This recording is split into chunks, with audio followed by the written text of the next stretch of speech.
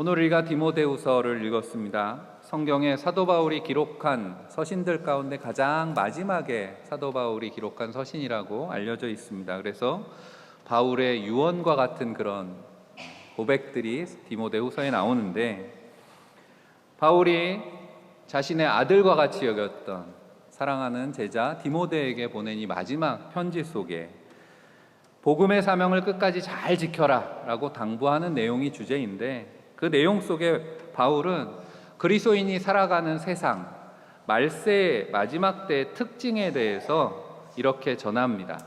우리가 오늘 14절부터 읽었지만 성경 3장 1절을 보시면, 너는 이것을 알라, 말세에 고통하는 때가 이르러 라고 말씀합니다. 말세는 고통의 시대가 될 것이다 라고 말합니다. 성경을 펴고 계시다면 이어지는 말씀 2절부터 5절에 고통의 시대가 어떤 모습인가 라고 하는 것을 바울이 어떻게 설명하는지 함께 천천히 읽어보겠습니다. 2절부터 5절입니다. 사람들이 자기를 사랑하며 돈을 사랑하며 자랑하며 교만하며 비방하며 부모를 거역하며 감사하지 아니하며 거룩하지 아니하며 무정하며 원통함을 풀지 아니하며 모함하며 절제하지 못하며 사나우며 선한 것을 좋아하지 아니하며 배신하며 조급하며 자만하며 쾌락을 사랑하기를 하나님 사랑하는 것보다 더하며. 아멘. 바울이 고발하는 이 고통의 시대의 모습을 보면 바로 오늘 우리가 살아가는 시대의 모습이 그렇지 않냐, 우리가 인정하지 않을 수가 없습니다. 그런데 바울이 이 편지를 쓸 때는 로마 시대잖아요.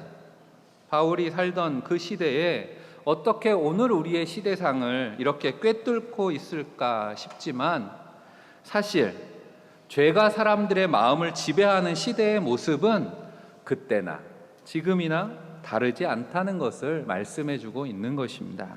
그렇게 생각하면 우리가 살아가는 이 시대 첨단 물질 문명으로 발전했다고 우리는 생각하지만, 오늘 인류의 모습이 영적으로 보면 2000년 전 고대 사회와 별반 다를 것이 없다라는 것도 깨닫게 됩니다. 결국 인간의 노력으로는 우리 안에 내재되어 있는 죄인의 속성을 눈꼽만큼도 변화시킬 수 없었다는 것을 알게 됩니다. 그래서 이어지는 8절에 보시면, 이 사람들은 그 마음이 부패한 자요 믿음에 관하여는 버림받은 자들이라 라고 말씀하고 있습니다. 우리가 지난주에도 부패한 마음에 대한 이야기를 했습니다. 바로 구약시대 예레미야 선지자가 지적했던 말씀이죠. 사람의 마음이 참 부패하기 쉽다, 변덕이 심하고 우리 마음을 알 수 없고, 그게 죄인의 마음이 그렇다라고 지적했던 것을 오늘 신약 성경도 다시 똑같이 언급하고 있는 것입니다. 이 고통의 시대를 설명하는 내용 속에 방금 같이 읽었던 2절에서 5절 말씀 속에 역설적이게도 사랑이라는 단어가 가장 많이 등장합니다. 자기를 사랑하고 돈을 사랑하고 쾌락을 사랑하고, 그렇게 사랑하는데 왜 고통의 시대냐라고 하는 겁니다. 부패한 마음에는 이 사랑의 방향이 잘못됐기 때문에 그렇습니다. 하나님이 주신 사랑의 원래 목적이 무엇입니까? 하나님은 우리에게 사랑을 베푸시고 우리 땅에 보내실 때 하나님의 목적은 생명에 있다는 것이죠. 생명을 풍성하게 하는 것. 예수님도 말씀하셨습니다. 요한복음 10장 10절에 내가 온 것은 양으로 생명을 얻게 하고 더 풍성히 얻게 하려는 것이라. 하나님의 뜻은 거기에 있습니다. 우리에게 물질도 주시고 즐거움도 주시고 하나님이 주신 생명을 더 풍성하게 하기 위한 다 도구라고 하는 거죠. 그런데 그것을 목적으로 삼으면 안 된다는 겁니다. 그 자체가 목적이 될 수는 없죠.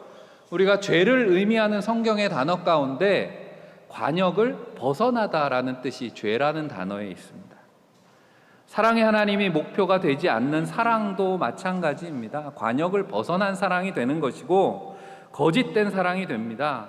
이 거짓된 사랑은 바울이 고발하는 것처럼 자랑하고 교만하고 비방하고 오늘 읽은 2절 말씀에 나오는 내용들이죠. 그것이 결국 관계를 깨뜨린다는 거죠. 이어지는 말씀들 쭉 읽으면서 묵상해 보면 그 내용들이 다 가정을 파괴하는 이유들이고 사회를 위기에 빠뜨리게 되는 그런 왜곡된 사랑을 고발하고 있는 것입니다. 인간의 뇌에 대한 연구가 활발해지면서 발견하게 된 재미있는 사실 중에 하나가 있습니다. 우리가 육체적으로는 쾌락, 즐거움을 누리는 거랑 고통을 느끼는 것이 사실은 같더라는 거죠. 뇌에서 일어나는 작용으로 이야기하면 도파민이라고 하는 신경 전달 물질이 고통을 느낄 때나 쾌락을 느낄 때나 똑같이 작용을 하더라라는 거죠. 무슨 말입니까? 우리의 몸은 고통스러워하면서도 쾌락을 즐기는 것으로 착각할 수 있다라고 하는 말입니다. 이게 사탄이 하는 일이 꼭 그렇지 않습니까? 거짓을 참인 것처럼 교묘하게 포장해서 거짓을 쫓아가면서도 우리는 참을 쫓아간다고 착각하게 만드는 거죠. 인생으로 하여금 참 목적을 잃어버리고 거짓 사랑에 중독되게 만드는 것이 바로 사탄의 전략이라고 하는 겁니다. 그런 악한 세상 가운데에서 우리 안에 계획하신 하나님의 참 사랑을 회복하는 여러분들이 되시기를 바랍니다. 그래서 우리의 목적, 우리의 삶에 풍성한 생명에 거하는 성도들 되시기를 주의 이름으로 간절히 축원합니다. 성경에는 인생이 겪는 고통의 이유, 고난의 원인으로 죄에 대한 고발만 하는 것이 아니라 우리가 어떻게 하면 이 고통에서 자유로울 수 있을까? 바로 복음의 비밀을 말씀해 주십니다. 오늘 우리가 읽은 15절 말씀이죠. 어려서부터 성경을 알았나니 성경은 능히 너로 하여금 그리스도 예수 안에 있는 믿음으로 말미암아 구원에 이르는 지혜가 있게 하느니라.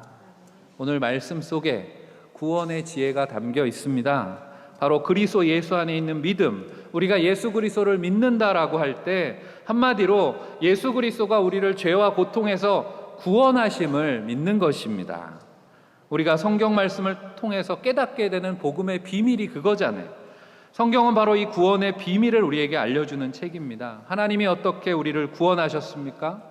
바로 예수 그리스도 십자가에서 고난당하시고 피 흘려 죽으심으로 우리를 모든 죄악과 고통에서 건져주신 줄로 믿습니다.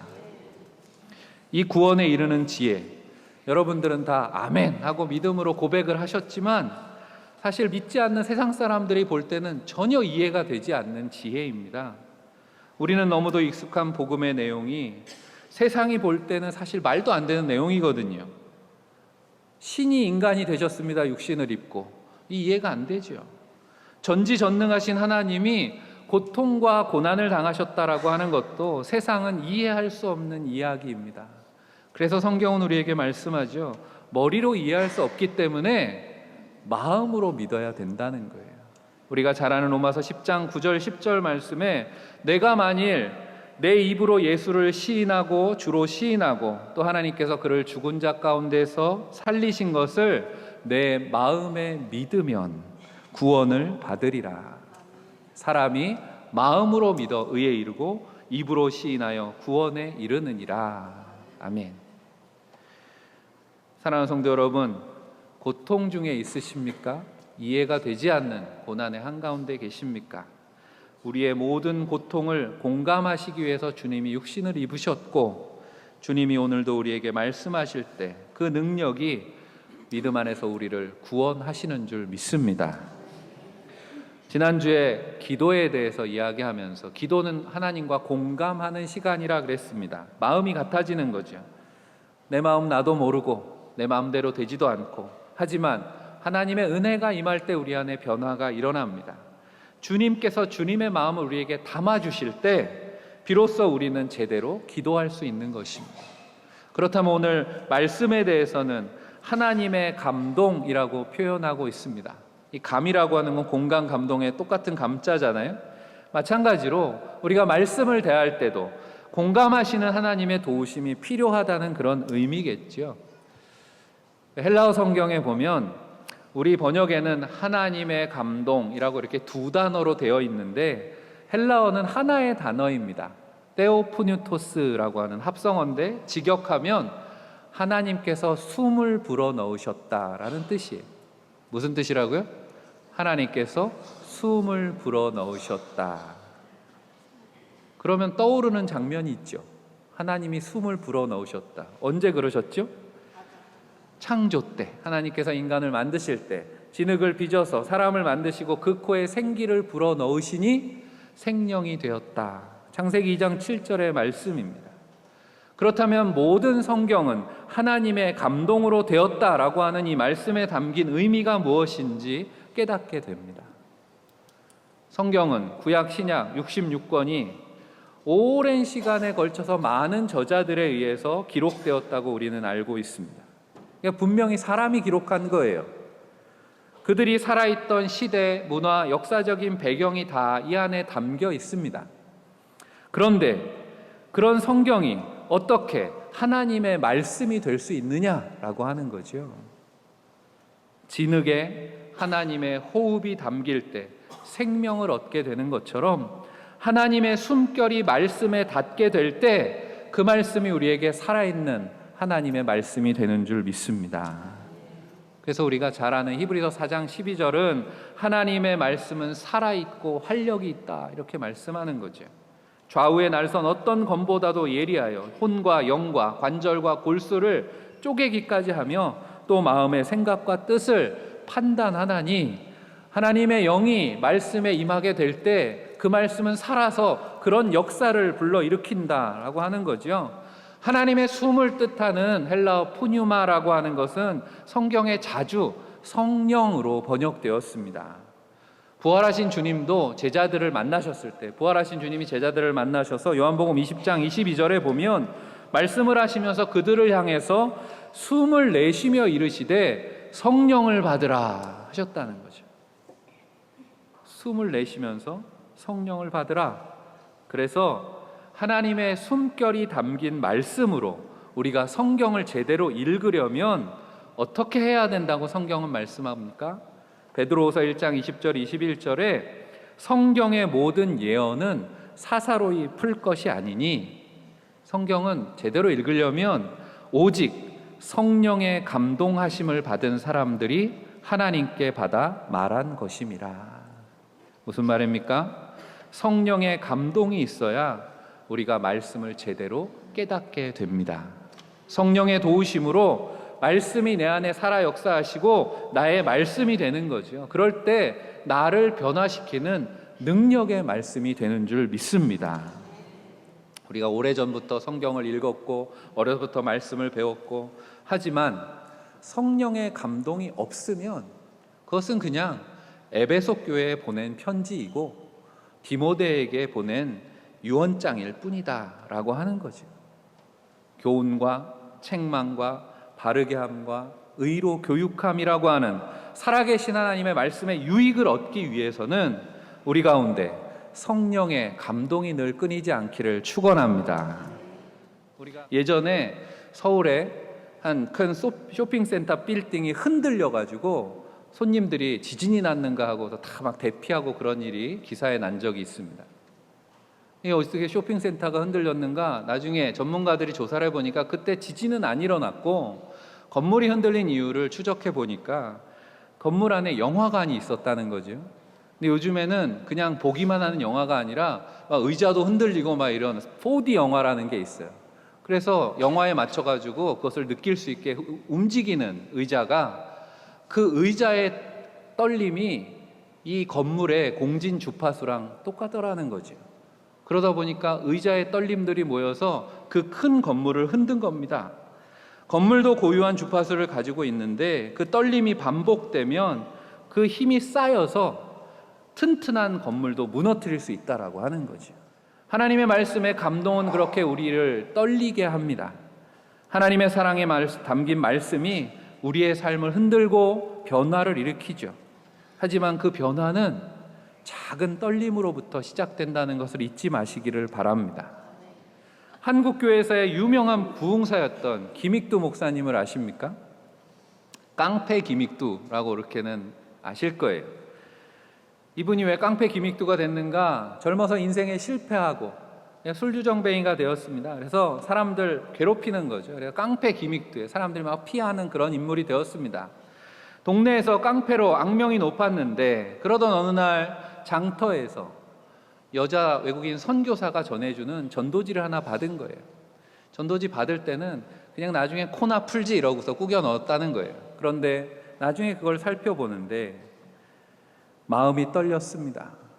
인생은 풀과 같고 그 영광이 꽃과 같으나 풀은 마르고 꽃은 떨어지되 주님의 말씀은 세세토록 있느니라. 베드로전서에 있는 이 말씀이 전도지에 적혀 있었어요.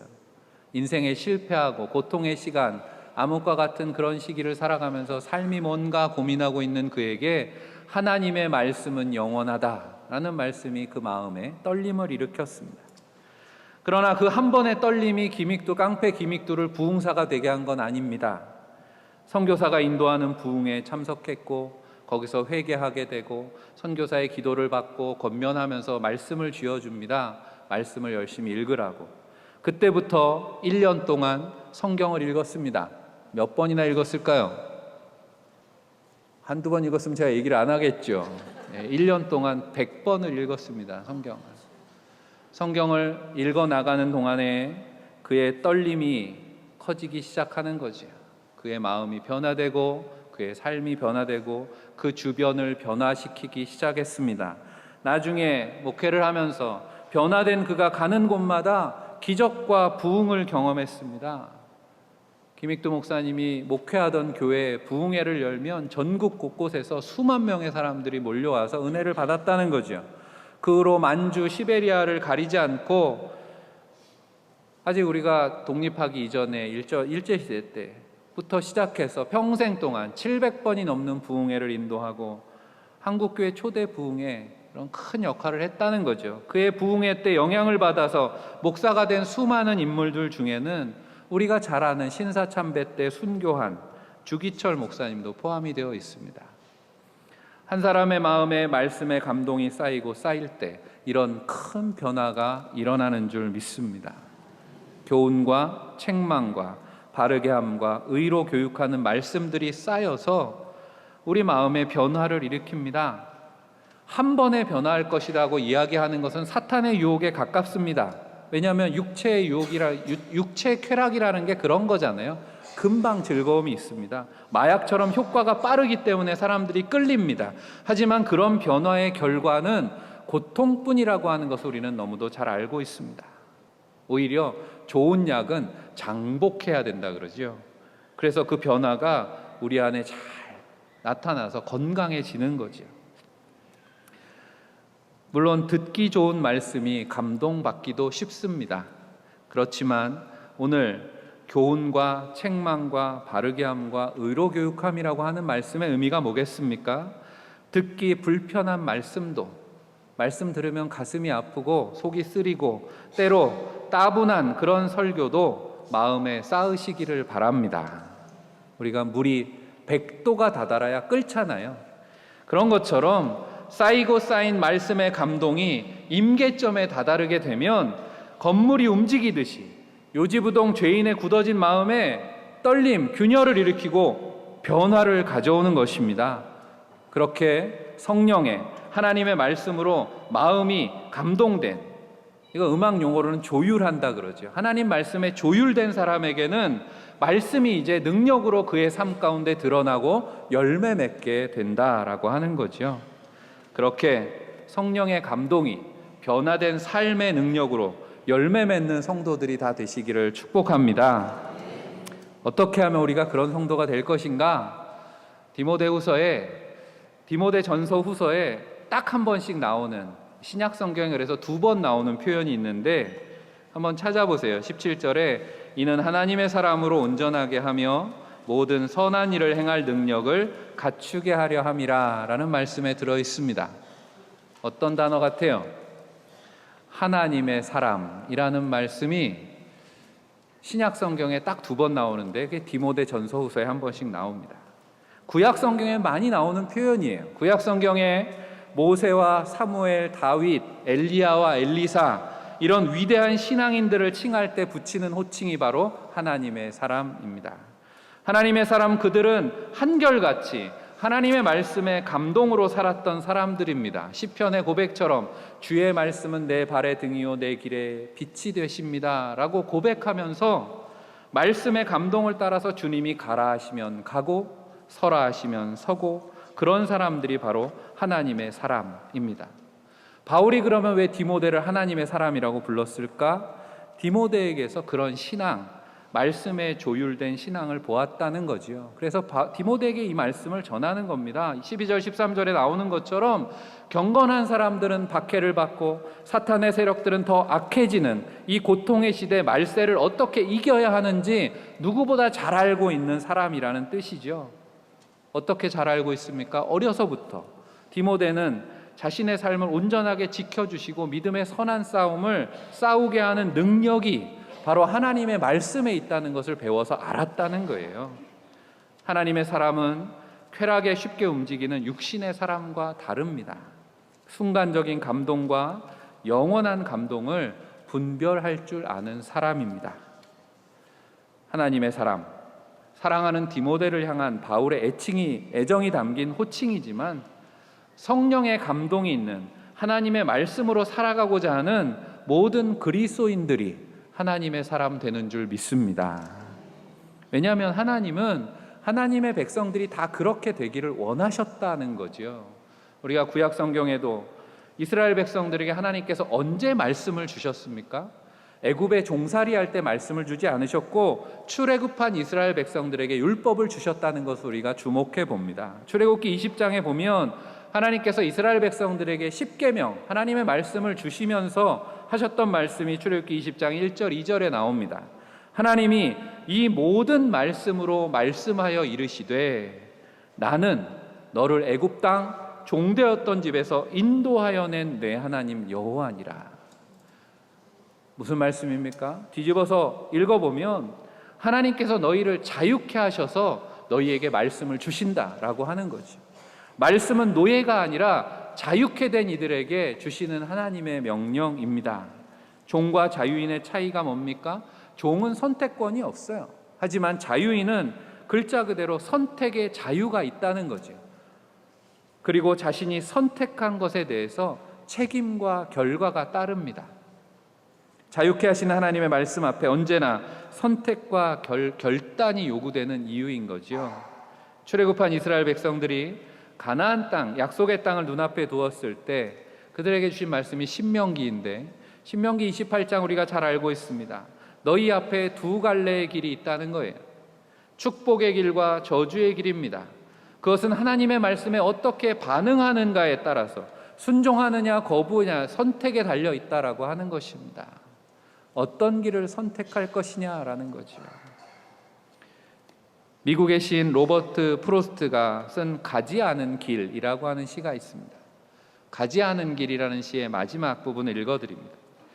훗날에 훗날에 나는 어디에선가 한숨을 쉬며 이야기할 것입니다. 숲속에 두 갈래 길이 있었다고. 나는 사람이 적게 간 길을 택하였다고. 그리고 그것 때문에 모든 것이 달라졌다고.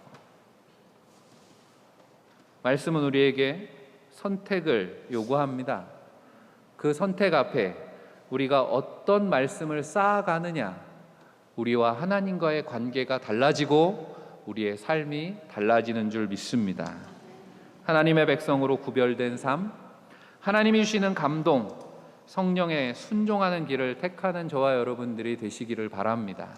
사랑하는 성도 여러분, 살아있는 것이 고통이 되는 시대, 죄와 유혹으로 거짓 사랑의 길을 잃고 방황하는 이 시대에 살아 역사하시는 말씀의 능력으로 살아가는 성도들이 다 되시기를 바랍니다. 그래서 날마다 말씀을 통해 우리 안에 성령의 감동이 차곡차곡 쌓여서 생명을 변화시키는 감동으로 고통의 시대를 이기는 하나님의 사람들, 복된 성도들이 다 되시기를 주의 이름으로 간절히 축원합니다. 기도하겠습니다.